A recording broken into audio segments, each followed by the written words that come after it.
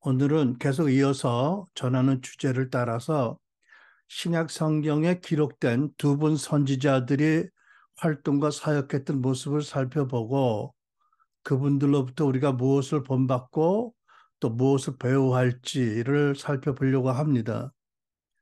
아울러서 오늘날에도 교회 선지자가 존재하고 활동하는 것을 믿을 수 있는 성경적인 근거가 무엇인지도 살펴보려고 합니다. 오늘은 먼저 두 분 선지자를 살펴볼 텐데 먼저 안나 선지자입니다.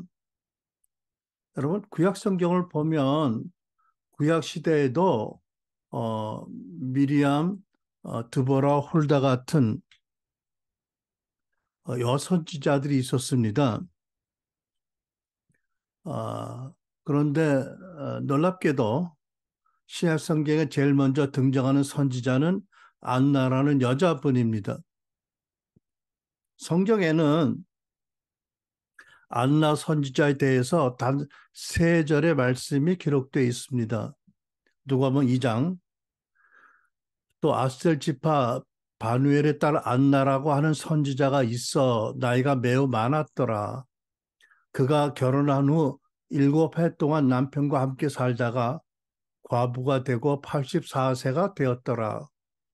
이 사람이 성전을 떠나지 아니하고 주야로 금식하며 기도함으로 섬기더니 마침 이때 나와서 하나님께 감사하고 예루살렘의 성령을 바라는 모든 사람에게 그에 대하여 말하니라. 아멘.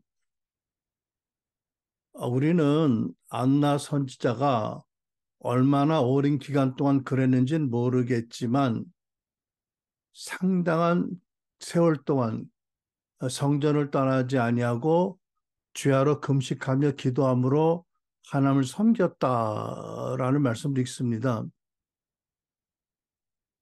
우리가 충분히 생각할 수 있는 것은 뭐냐면 사람들이 보기에 참 일찍이 큰 불행을 겪은 한 여인의 삶을 하나님께서 매우 특별한 것이 되게 하셨다는 것입니다. 결혼해서 남편과 7년밖에 함께 살지 못하고 과부가 되어서 84세가 되었으니 혹 20살에 결혼했다고 치면 그 당시로서는 늦은 편이겠지만 22살에 27살에 과부가 되었네요.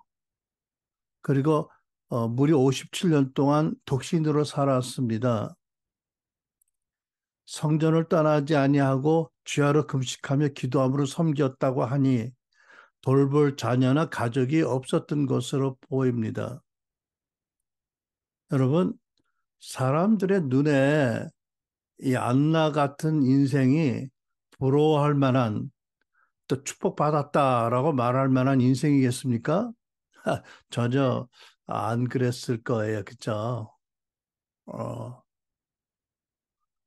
그리고 84세가 되어서까지 참 먹는 끼니보다 안 먹는 끼니가 훨씬 많이 또 주야로 금식하고 기도하면서 성전을 떠나지 않고 하나님을 섬겼다.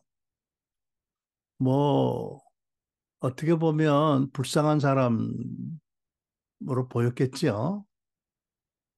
그리고 생각해 보면 84세에 뭐 좋은 일이 있겠습니까? 그죠? 근데 어느 날 84세 된 이 노인에게 엄청난 사건이 일어납니다. 엄청나게 복된 사건이 일어났지요.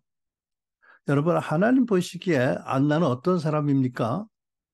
최소한 이분은 하나님이 인정하시는 선지자입니다. 하나님의 훌륭한 종이에요. 어, 사람들의 눈에는 어떻게 보였을지 몰라도 어, 하나님의 말씀에 하나님의 선지자다. 하나님을 신실하게 금식하며 주야로 금식하며 기도함으로 섬겼다라고 아주 매우 긍정적으로 설명을 하고 있습니다. 네, 여러분, 안나 선지자가 성전을 떠나지 않고 주야로 금식하며 기도했다고 하셨는데 여러분 혹 무엇을 위해서 그렇게 기도했을 것 같아요?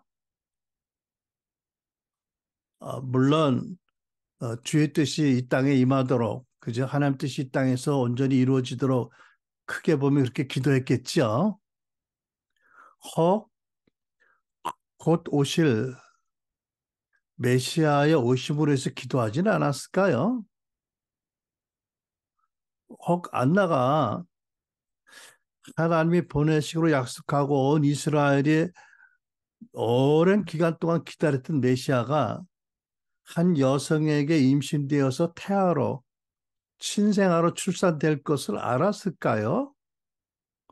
여러분, 하나님이 원하시기만 한다면 꼭 신생아로 출생되지 않아도 이 세상에 보낼 방도는 얼마든지 많이 있지 않을까요? 그죠? 어, 뭐 이 땅에서 엘리야를 회오리바람을 들러 올리신 분이 다시 그렇게 회오리바람으로 내려 보낼 수도 있잖아요. 그죠? 하늘에서. 아, 안나는 그 출산 경험이 없던 분으로 보이지만 남성이 아닌 여성이니까 혹시 그런 생각을 했을 것 같다고도 느껴집니다. 근데 만약에 그거를 알고 메시아가 건강하게 잉태되고 출산하도록 기대했다면 역사적으로 그보다 더 중요한 기도 제목이 또 있을까요, 여러분? 만약 그랬다면 참 위대한 그런 너무나 중요한 기도로 하나님을 섬겼던 분이다라고 우리는 볼 수 있겠습니다. 여러분, 우리가 성경을 보면 하나님께서 온 세상 인류를 위해서 단 한 분, 메시아를 보내실 때에 하나님 사람을 통해서 일하시고 그래서 여러 사람들 쓰셨잖아요. 가장 중요한 분이 누굴까요? 물론 마리아겠죠. 또 요셉, 뭐, 또 뭐, 예수님의 생애는 예수님의 그 아우들, 또 중요한 존재들이었겠죠. 가족이니까. 아, 근데 아무튼 안나도 독특한 사명을 받아서 우리 오실 메시아를 위한 특별한 기도자로 쓰임을 받았다라고 생각을 해볼 수 있겠습니다. 제가 이렇게 생각할 수 있는 것은 우리가 여러분 들었잖아요. 지금부터 따지면 70년 전부터 한 50년 동안 40명의 여성 사역자들이 캘리포니아 깊은 산 한 캐빈을 짓고 거기 모여서 매일 저녁 6시부터 저녁 밤 10시까지 매일 예언적인 중보 기도회를 했다는 이야기를 들었습니다. 또 놀란 것은 예수님께서 때때로 그들을 방문하시고 역사적인 중요한 사건을 위해서 기도하도록 위탁하셨다, 부탁하셨다는 그런 그 이야기가 들은 것입니다. 그래서 아마 저는 마음에 안나 선지자도 혹 그런 방식으로 오실 메시아로 해서 밤낮 쉬지 않고 성전에서 금식하며 기도하지 않았을까를 생각해 봅니다. 성전에서 밤낮 금식하며 기도하던 안나가 드디어 그분을 뵀습니다. 그죠? 누구? 마리아와 요셉의 품에 안겨서 성전에 올라온 그 아기, 할례 받으러 올라온 그 아기, 성령님으로 말미암아 즉각 알아봤을 것으로 믿어집니다. 온 이스라엘이 그렇게 역사적으로 오랫동안 대명한 메시아가 아기로 오셨다. 성령으로 알고 큰 기쁨으로 하나님께 감사드렸고 주변 사람들에게 소리쳐 외쳐 드디어 메시아가 오셨다라고 증거했을 것으로 믿어집니다.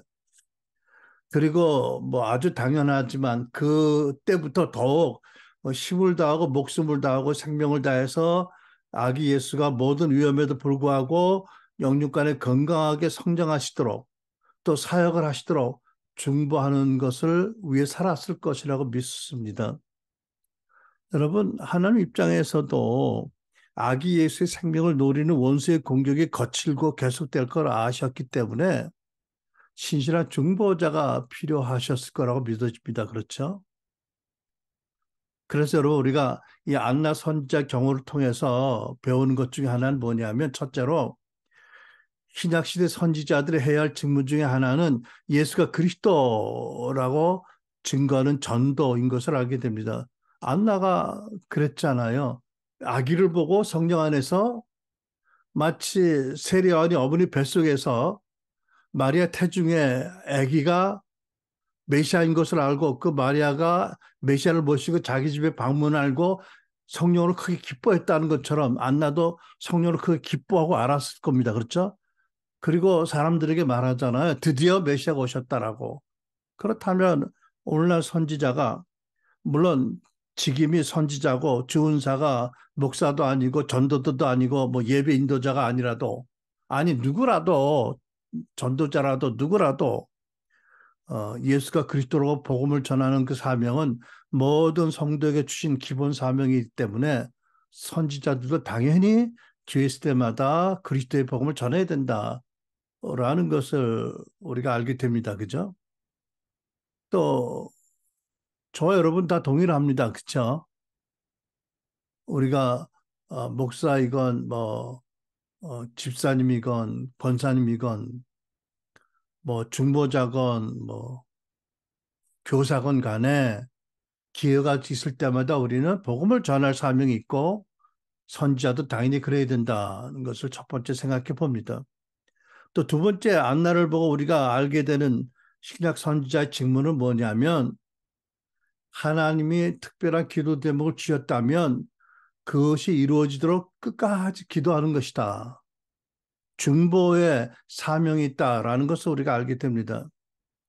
제가 성경에서 안나에 관한 말씀을 보면서 우리 엘리야집 파운더이신 샘프드 목사님의 멘토였던 아그네스 여사님 이야기가 생각이 났습니다. 이 아그네스 여사가 하나님의 그 은혜로 마음의 치유 사역을 시작했잖아요. 근데 어느 날 하나님이 새로운 선지자적 사명을 주셔서 먼 곳으로 이사를 갔다고 합니다. 왜 이사 가는지에 대해서 별다른 설명이 없어서 많은 분들이 서운했다고 했는데 나중에 알려진 사실이 무엇이냐면 미국 어느 그 지역에 그 지하에서 만나는 거대한 그 지진대들이 만나는 충돌하는 지점이 있는데 그곳에 그 지표면에 살면서 그 지역에 살면서 큰 지진으로 인한 피해가 일어나지 않도록 기도하는 특별한 사명을 주셔서 그 지진대가 관통하는 곳으로 이사를 갔다 오는 것입니다. 근데 샘프드 목사님 책을 보니까 샘프드 목사님이 미리 그 아그네스 여사가 살 집을 봤대요. 근데 나중에 이사 간 다음에 친방 가보니까 꼭 그 집이더라는 거지요. 거기서 무엇하고 사셨다고요? 남들은 이해 못할 그런 기도 제목이죠. 거대한 두 지진대의 충돌로 큰 피해가 일어나지 않도록 사람들이 상하지 않도록 특별한 기도 제목을 받고 지진이 일어날 때마다 특히 기도하는 사명을 가지고 살았다는 것입니다. 샘프드 목사님이 그러더라고요.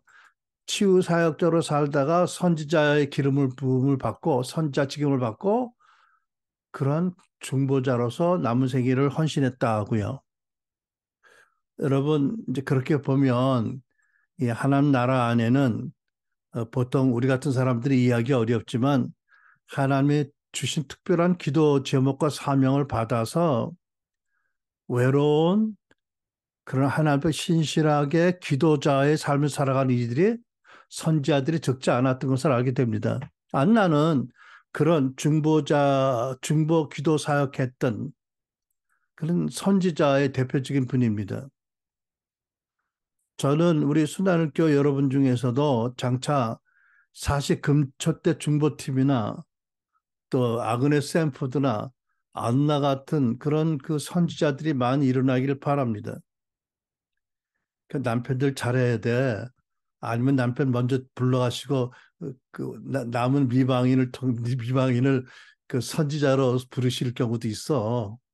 어, 누가 하게 할 소리인지 모르겠다마는 여러분 아무튼 그래서 어, 여러분들이 장차 그 중보 기도에 헌신된 선지자가 되기 위해서는 지금부터 지금도 그러고 계시는 줄 압니다만 하나님 주시는 그 중보의 부담, 제목을 받고 신실하게 기도해서 그래서 계속해서 중보자와 선지자 기름 부음을 더 많이 받으시는 여러분 되게 축원합니다. 아멘. 두 번째 성경에서 보는 신약 시대 선지자 대표 메시아 오실 길을 준비한 선지자 세례 요한입니다. 예수님은 마태복음 11장 14절에서 너희가 이 예언을 받아들이고자 하면 요한 바로 그 사람이 오기로 되어 있는 엘리야다라고 말씀하셨어요. 그러니까 예수님께서는 세례 요한이 바로 구약에 오기로 예언되어 있는 엘리야다라고 말씀하신 거잖아요. 그죠? 선지자라는 거죠. 엘리야는 선지자 대표잖아요. 그죠? 그러니까 세례 요한이 선지자다. 어. 그리고 저는 예수님께서 그때 말라기 3장 1절 말씀을 마음에 두시고 이 말씀을 하셨다고 믿습니다. 말라기 3장 1절에 보면 이런 말씀이 있죠. 만군의 여호와가 이르노라 보라 내가 내 사자를 보내리니 그가 내 앞에서 길을 준비할 것이요.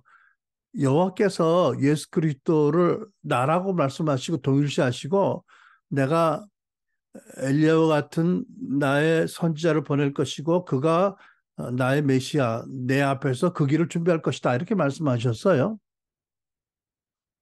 여러분 그 하나님이 보내신 구약 선지자들은 주로 율법을 떠난 이스라엘의 죄를 책망해서 그들로 회개하게 하고 하나님께로 돌아오게 했습니다. 그죠?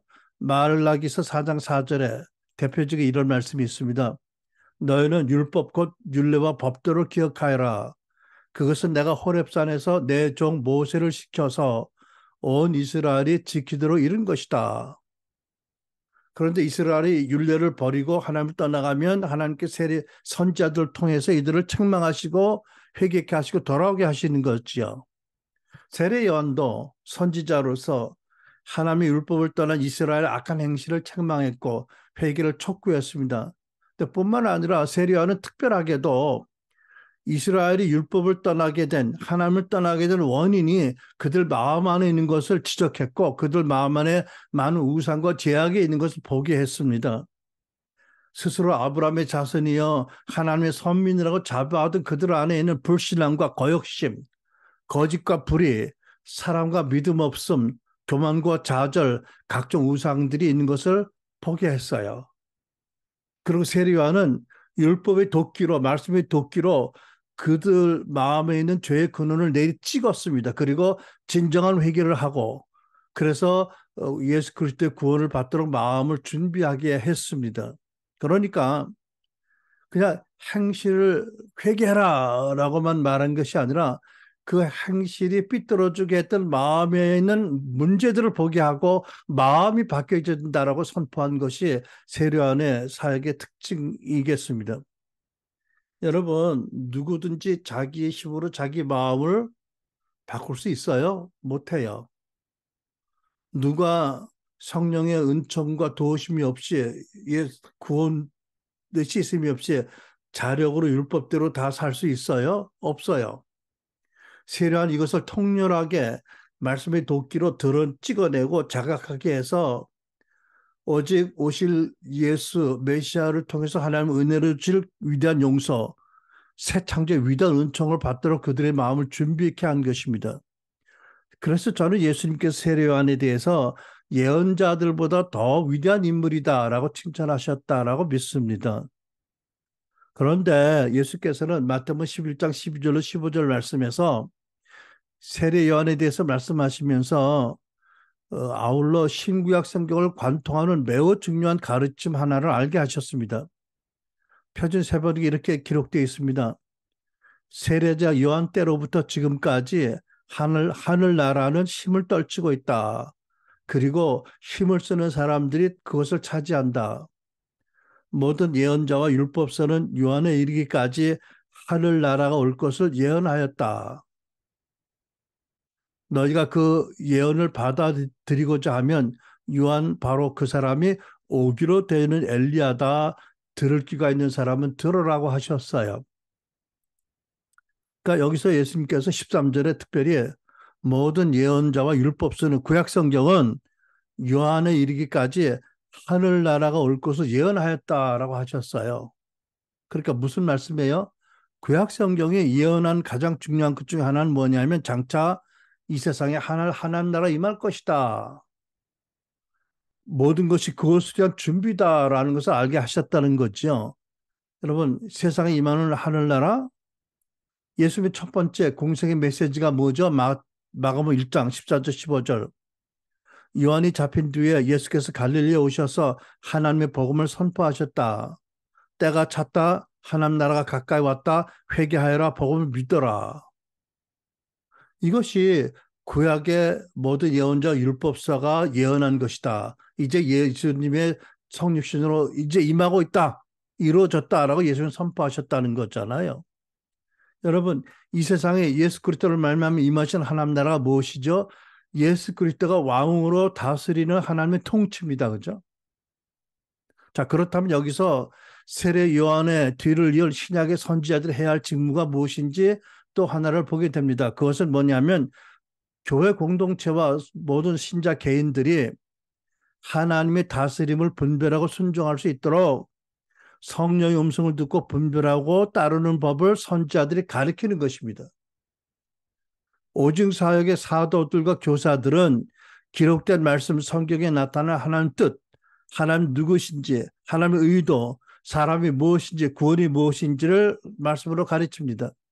그런데 오직 사역의 선지자들은 이미 성령 받고 거듭난 신자들로 하여금 꿈과 환상과 예언으로 말미암아 성령의 음성을 듣고 개별적인 인도하심을 분별하고 순종하도록 가르치고 훈련하고 본을 보여야 합니다.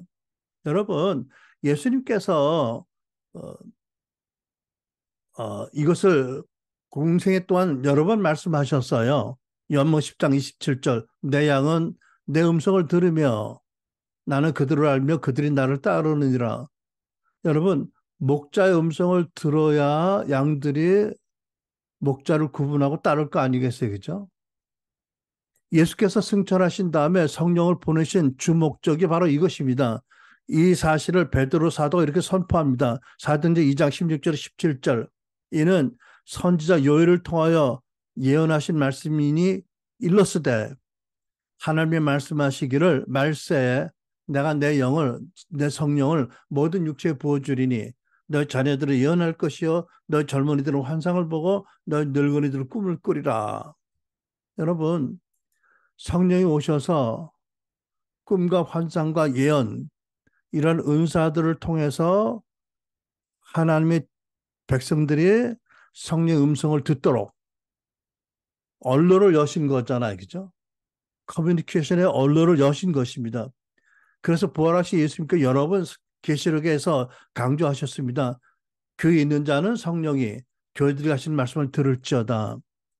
여러분, 이 세상에 임하는 하나님 나라는 기본적으로 첫째, 복음의 말씀의 전도, 선교와 아울러서 거듭나서 성령의 음성을 듣고 성령을 따라 순종하는 신자들의 섬김과 사역을 통해서 이 세상에서 나타나고 전파됩니다. 확장됩니다. 그러니까 교회가 신자들에게 성경을 바로 가르치는 것과 아울러서 성령의 음성을 듣고 어떻게 분별하고 순종하게 하는 것을 가르치는 것이 교회가 초대교회 같이 되어지는 가장 중요한 은총의 방도이다라고 저는 믿습니다. 여러분, 교회는 절대로 그 신자들을 예수님의 책망하신 바리새인 같이 만들어서는 안 됩니다. 바리새인들은 자기들을 잘 믿는다고 자부했고 성경을 잘한다고 착각했고 실제로 성경을 많이 암송했습니다. 그러나 하나님 음성을 한 번도 듣지 못한 사람들입니다.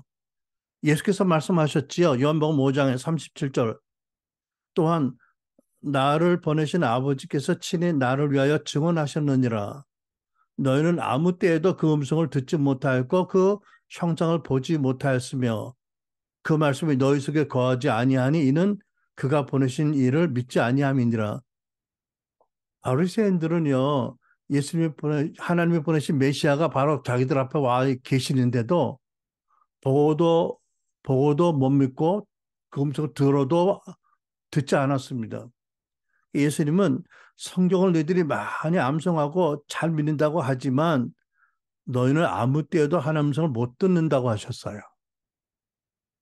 오늘날에도 그런 교인들이 있다면 이거는 비극이지요. 그러니까 선지자들의 중요한 사명이 뭐라고요? 이 땅에 임하는 하나님의 나라를 섬기기 위해서 신자들이 성령의 음성을 듣고 성경적으로 분별하고 따르는 것을 가르치는 것이다. 라는 것입니다. 근데 우리가 또 세례요한의 다른 면을 본다면 그분은 구약의 선지자들과 달리 어떤 능력이나 기적을 행한 적이 한 번도 없었어요. 그러면서 자기는 쇠하고 예수님을 흥하셔야 한다고 말했습니다. 자기는 예수님의 신발의 끈도 풀어드릴 자격도 없다고 말씀했습니다. 그러니까 여러분, 세례요한의 능력이 뭔 줄 아시겠어요? 자기를 겸손히 비우고 사람들을 섬기는 것.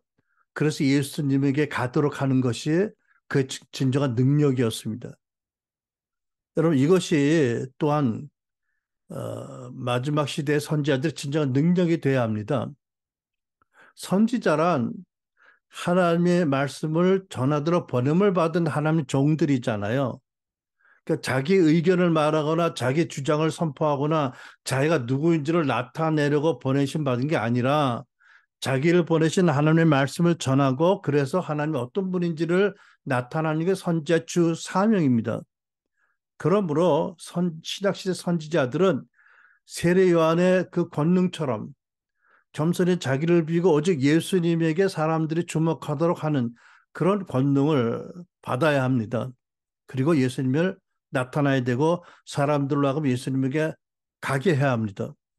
그래서 예수님께서 세례 요한을 예언자보다 더 위대한 인물이라고 칭찬하셨다. 두 번째 이유다라고 저는 믿습니다. 여러분, 우리는 세례 요한뿐만 아니라 예수님 안에서도 진정한 위대함, 섬기는 위대함, 능력을 우리가 볼 수 있잖아요. 제자들의 발을 씻어준 예수님의 모습에서 진정한 위대함을 봅니다. 그러니까 베드로전서 5장 3절로 4절 맡겨진 사람들에게 군림하는 자세로 하지 말고 오직 양떼의 모범이 되십시오. 그리하면 목자장이 나타나실 때 시들지 않은 영광의 면류관을 얻으리라고 하셨습니다. 그러니까 여러분, 세례요한의 능력이 뭐라고요? 자기를 비우고 오직 사람들로 하여금 예수님을 따르도록 한 것이다. 이거는 선지자의 능력이 돼야 되겠고 모든 오중사역자의 능력이 돼야 합니다. 자기 자신을 예수님과 회중 사이에 우상으로 세우지 않도록 최대한의 두려움으로 최대한의 노력을 해야 합니다. 그러니까 여러분, 신약시대 선지자는 받은 큰 은사와 능력으로 자기 자신을 드러내지 않도록 사람들이 자기 자신을 더 높이 생각하지 않도록 누구보다 더 겸손하게 자기를 비우고 예수님만 나타냄으로 진정한 위대함, 능력이 무엇인지를 나타내야 할 것입니다. 그래서 여러분, 신약시대 선지자들이 있다면 또 마땅히 있어야 하지만 일반적으로 알려진 구약시대 선지자들의 이미지와 자세, 태도와 전혀 달라야 합니다. 구약 선지자들은 성령을 받지 못한 하나님을 거듭 배도한 이스라엘 사람들에게 어쩔 수 없이 진노하고 위압적인 태도로 그들의 죄를 지적했습니다. 그러나 신약 선지자들이 교회 안에서 사역할 때는 전혀 그러서는 안 됩니다. 물론 신자들도 죄를 짓고 회개하지 않는 사람들이 많지만 지적하고 책망하더라도 그들이 이미 성령 받은 거듭난 하나님의 사람들이요. 십자가로 나타난 하나님의 사랑을 받는 하나님의 자녀들임을 잊지 말고 죄를 지적하고 무섭게 책망하더라도 사랑으로 두려움으로 예수님 같이 해야 합니다. 예수께서 바리새인들을 매우 엄하게 책망하시고 저주하시는데 그것은 아주 특별한 예외적인 경우입니다. 그러니까 신약의 선지자들은 아주 특별하고 예외적인 예수님의 모범을 일상화하는 어리석음을 범해서는 안 됩니다. 그렇게 하면 안 됩니다. 여러분, 구약시대의 우상은 외적인 차원에서 다뤄졌지요. 신약시대 우상은 마음의 차원으로 다뤄집니다. 그런데 구약 선자같이 책망하면 사람들이 마음을 닫으면 마음의 안에는 우상이 드러날 기회가 없습니다. 구약 선지자들은 잃어버린 영광스러운 이스라엘 백성의 보습에 합당하게 살도록 책망했죠. 신약 선지자들은 영광스러운 하나님의 자녀라는 그 영광스러운 신분에 합당하게 살도록 책망해도 죄를 책망합니다.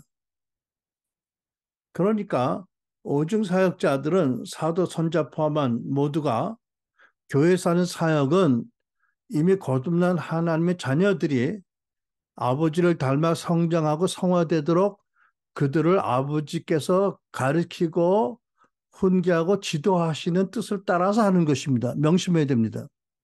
그러니까 오늘 본문 말씀처럼 사랑 안에서 참된 말을 해서 두려움으로 마음을 닫게 하지 할 게 아니라 그래서 성도들이 자기 마음의 우상과 죄악을 보고 자비하심으로 회개하며 예수를 닮아 계속 성장하고 성화되도록 해야 합니다. 그러니까 신약 선지자들은 누구보다 먼저 하나님을 경외하면서 형제의 사랑으로 사역을 해야 합니다. 물론 오늘날 교회에 심각한 죄를 짓는 이들이 적지는 않습니다. 그렇다고 구약 선지자와 같이 진노하며 분노하며 책망하는 것은 예수님으로 나타난 하나님의 마음과는 매우 먼 것입니다. 여러분, 구약 선지자들은 목숨을 걸고 하나님께 충성했습니다. 뿐만 아니라 상당한 경건과 지혜와 모략과 명철을 구비한 지도자들이었습니다. 당연히 신약시대 선지자들도 그래야 합니다. 여러분, 다윗이 살인과 음란과 간음의 죄를 지었을 때 하나님 나단을 보내 책망하게 하셨잖아요. 근데 나단이 무릎 꿇어라. 죄를 고백하라. 네 죄를 네가 알렸다라고 하지 않았습니다. 그죠? 나단이 굉장히 고민하면서 지혜를 구했습니다. 그리고 한 가지 비유로 다윗을 책망하잖아요. 뭐 100마리 양이 있는 사람이 있었는데 한 마리 양이 있는 사람이 이웃에 살고 있었다. 한 마리 양이 있는 이웃에 어떤 손님이 왔는데 아니 100마리 양을 가진 그 부잣집에 손님이 왔는데 이 부자가 폭력적으로 한 마리 양을 가진 이웃의 양을 잡아다가 대접을 했다. 왕이시여 당신이 이럴 경우에 뭐라고 하시겠습니까? 이런 하고 할 때 뭐라고 그래요? 용기를 내서 당신이 바로 그거 아닙니까? 라고 해서 죄를 깨닫게 했잖아요. 하나님이 선지자에게 죄를 책망하라고 그랬다고 무릎 꿇으시오. 회개 자복하시오. 하지 않았어요. 아마 그러면 다윗의 회개에 도움이 안 됐을지 몰라요. 그거는 경건과 지혜, 모략과 명철 가진 사람의 태도가 아니잖아, 그죠? 그러니까 신약 선지자들도 하나님께 목숨 걸고 충성할 뿐 아니라 상당한 경건과 지혜와 모략과 명철 가운데 자라도록 해야 합니다. 그런데 이제 우리가 세례요한의 또 일면을 보면 안타깝게도 오랫동안 옥에 갇혀 살다가 자기가 모든 것을 들여서 증거했던 예수님에 관한 불길같이 일어난 의심을 풀 길이 없어서 제자들을 보냅니다. 그리고 이렇게 질문합니다. 당신이 정말 오실 그분이 맞습니까? 라고. 아, 참, 그렇게 공개적으로 제자를 보내 질문한다는 것 참, 예수님께는 어떻게 보면 치명적일 수 있는데, 그죠? 사람들이 무지하니까. 그래도 예수님께서 그를, 세리요한을 모든 여자가 낳은 자 중에 가장 위대한 자라고 품어주셨어요. 그죠? 그래서 제가 주변에 치매로 고생하는 분들이 있는데 볼 때마다 그래 당신이 치매로 혹시 다 잊어버려도 하나님은 세리요한을 망령된 질문을 했을 망정 여자가 낳은 자의 가장 위대한 자라고 품어주시고 여전히 축복하시고 인정하신 것처럼 그러실 거라고 믿어서 스스로에게 위안을 제가 받습니다. 근데 여러분 세리요한이 왜 이런 질문을 했을까요? 뭐 여러 가지 이유도 있겠죠.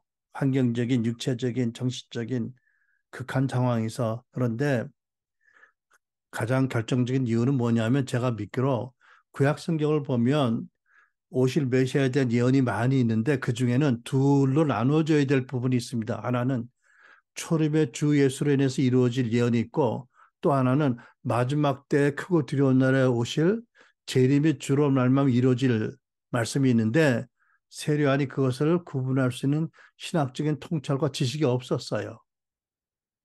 예를 들면 불로 태우리라 뭐 이런 것들이 예수님이 오셔서 이루어지지 않았잖아요. 그죠?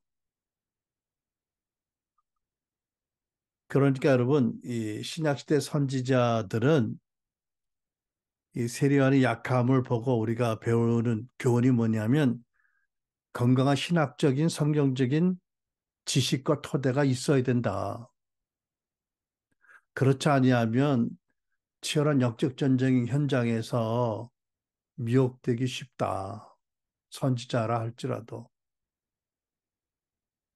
여러분 신학세 선지자들은 엘리야의 영과 권능을 갖고 세례요한의 권능과 겸손을 갖고 주님 오실 길을 준비해야 합니다. 네, 한 가지 특별한 이런 말씀을 우리가 생각해 봅니다. 예수께서 변화상산에 가셔서 율법을 상징하는 모세와 구약 선지자를 대표하는 엘리야를 만나시고 대화하시고 하산하실 때에 요한에 관해서 이런 말씀을 주셨어요. 마태복음 17장 11절 13절 분명히 엘리야가 와서 모든 것을 회복시킬 것이다. 그러나 내가 너에게 말한다. 엘리야가 이미 왔다. 그런데 그들이 그를 알아보지 못하고 자기들 마음대로 대했다. 이와 같이 인자도 그들의 손에 고난을 당할 것이다. 그제야 제자들은 예수께서 세례자 요한을 두고 하신 말씀인 줄 깨달았습니다. 여기서 예수님이 중요한 두 가지 포인트를 말씀하세요. 세례 요한이 엘리야 영과 권능을 받고 당신의 오실 길을 준비하기 위해서 보내어진 과거형으로 이미 온 선지자다라고 하셨어요. 엘리야가 이미 왔다. 그죠? 근데 두 번째 포인트는 뭐냐면 엘리야가 또 보내질 것이다. 하나님이 장차 엘리야를 다시 보내실 것이다 라는 말씀을 하신 거예요. 11절 분명히 엘리야가 와서 미래형입니다. 모든 것을 회복시키실 것이다. 그러나 엘리야가 이미 왔다. 예수께서 지금 두 엘리야의 타입을 말씀하고 있잖아. 그죠? 첫 번째 이미 왔던 엘리야는 세례 요한이에요. 그런데 또 와서 모든 걸 회복시킬 것이다. 여러분, 예수님이 재림하시기 전에 만유가 회복될 거라는 말씀도 중요한 말씀이 있죠. 그죠? 어쨌든 분명히 엘리야가 와서 모든 걸 회복시킬 것이다. 장차 언제 하나님께서 엘리야를 다시 보내실까요? 언젠가요? 마지막 때 크고 두려운 그날이 오기 전에 그쵸? 여러분 믿으세요? 그게 여러분 저는 마태복음 17장 말씀에서 교회 시대 특별히 마지막에 가까운 교회에 선지자를 세우는 것이 하나님 뜻이다. 왜? 엘리야를 또 보내신다고 하셨으니까. 한동안 없었을 망정. 그러니까 우리는 이미 말라기에 있어서 우리가 보는 것이 뭐냐면 하나님 마음에 아주 오래전부터 마지막 교회에 오중 사역을 세우실 것이다. 선지자를 보내실 것이다. 라는 것을 마음에 작정하시고 계셨다는 것을 알게 됩니다. 여러분 말라기 4장 5절 6절 이 말씀이 있잖아요. 주의 크고 두려운 날이 이르기 전에 내가 너에게 엘리야 예언자를 보내겠다. 그가 아버지의 마음을 자녀에게로 돌이키고 자녀들의 마음을 아버지에게로 돌이킬 것이다. 돌이키지 아니하면 내가 가서 이 땅에 저주를 내리겠다. 여러분, 이 말라기서 말씀이 예언이 세례 요한에 의해서 성취가 되었나요? 안 됐어요. 세례 요한은 부모 자녀 세대의 화해에 대한 말씀을 안 전했어요. 일반적으로 율법을 떠난 백성의 죄들을 회개케 하고 마음에 있는 우상과 죄악을 보게 했어요. 그리고 오실 주님을 영접하도록 마음을 열게 했어요. 그러면 아버지의 마음을 자녀에게 돌이키고 자녀의 마음을 아버지에게 돌이킬 것이 누가 받을 사명이라고요?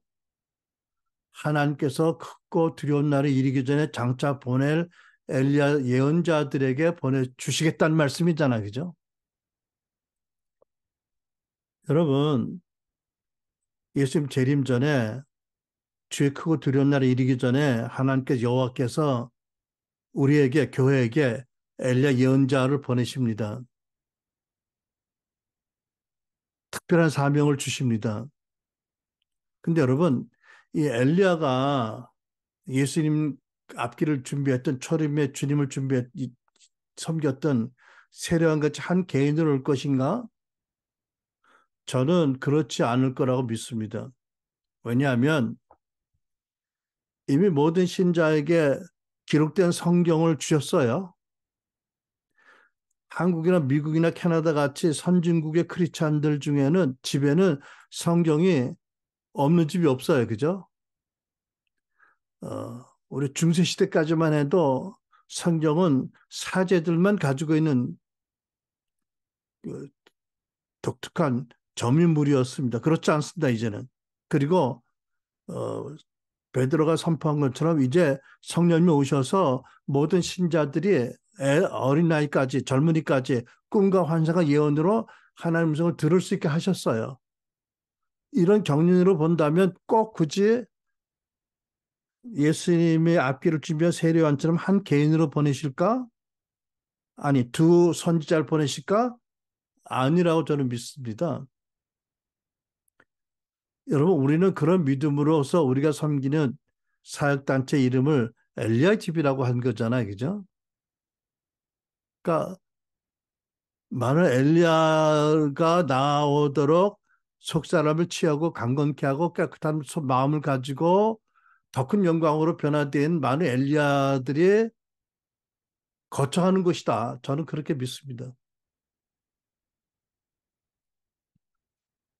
저는 하나님께서 이제 크고 두려운 날이 언제 예수님 재림하신 날이 언제인지 누구도 모르지만 하나님만 아시지만 이제 마지막에 가까운 것을 우리가 모두가 다 아는 시대에 살고 있는데 예수님의 재림을 준비하도록 엘리야 영과 권능을 가진 또 세례요한의 권능과 겸손을 가진 많은 선지자들이 세워질 거라고 믿습니다.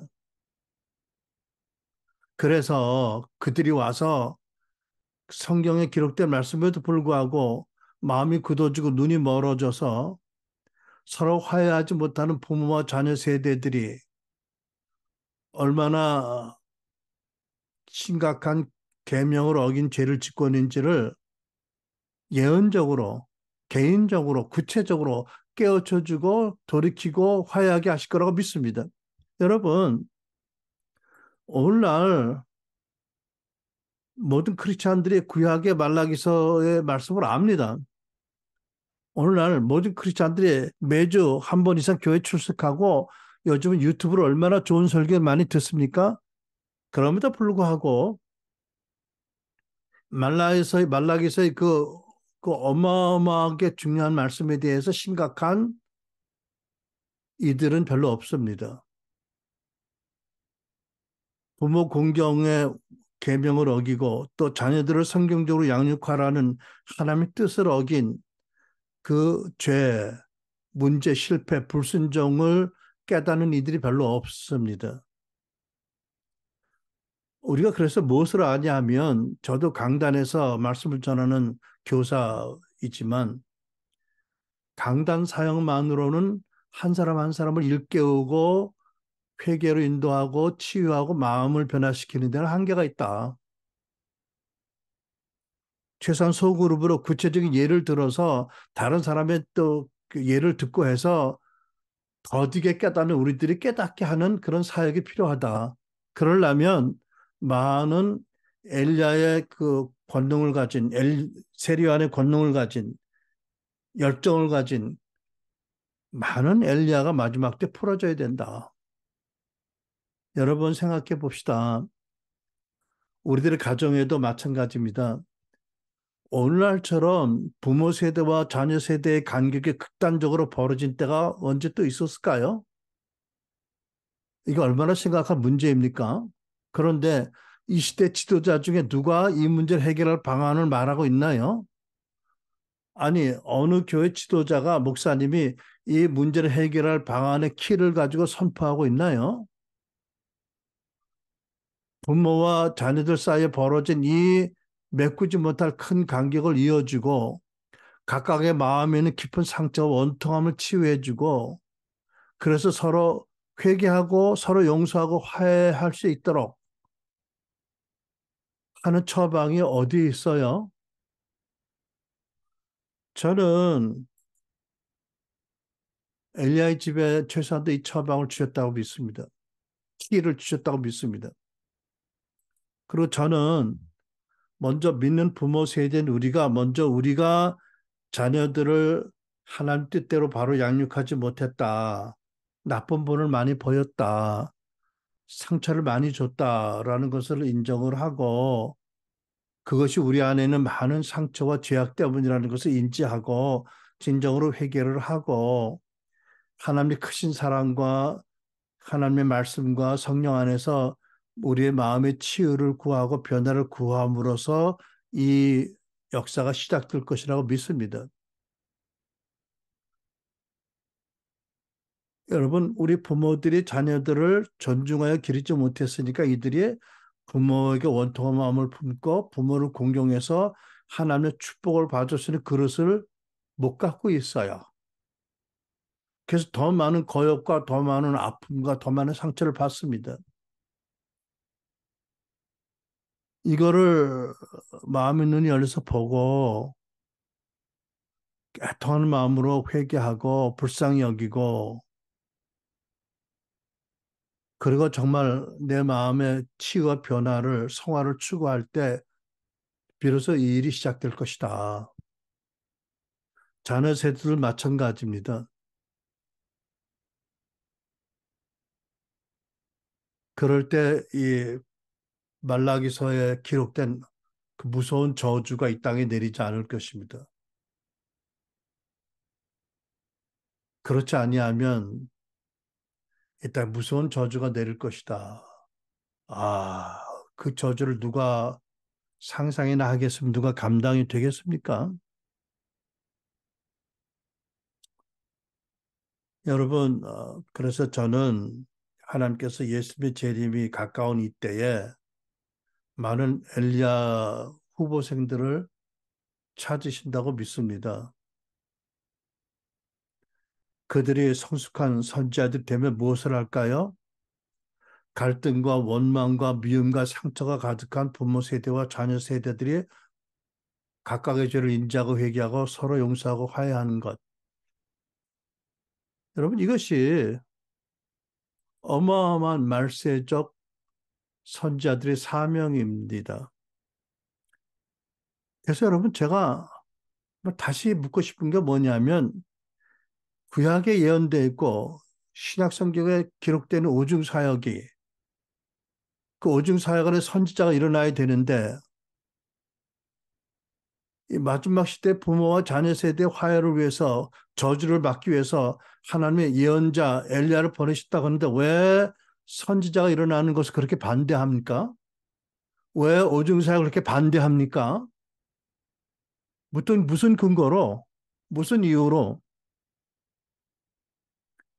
그 반대하는 사람들의 가정에는 부모와 자녀 사이가 완전히 연합되고 화해되었나요?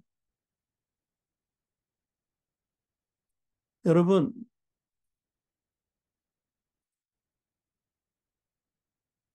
이 마지막 때 하나님이 보내신 엘리야가 오면 오중사에게 선자들이 일어나는 것이지요. 또 사도와 목사, 교사, 복음 전도가 일어나서 함께 팀으로 하나님 뜻이 성도들을 통해서 이루어지도록 할 것이 아니겠어요?